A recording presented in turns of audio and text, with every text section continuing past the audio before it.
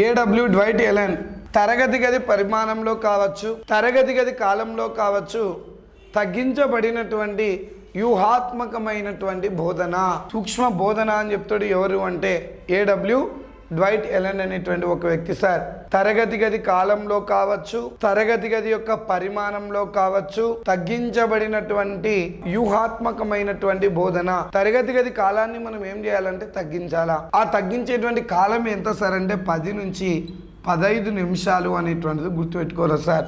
Next తరగతి గది పరిమాణాన్ని తగ్గించడం అంటే పెద్ద రూమ్ని చిన్నగా చేయడం అనేటువంటిది కాదు సార్. ఇక్కడ తరగతి గది పరిమాణాన్ని తగ్గించడము అంటే అర్థం ఏమిటి అంటే 5 లేదా 10 మంది విద్యార్థులు అని అర్థం సార్. ఇక్కడ కూడా 5 లేదా 10 నిమిషాలే సార్.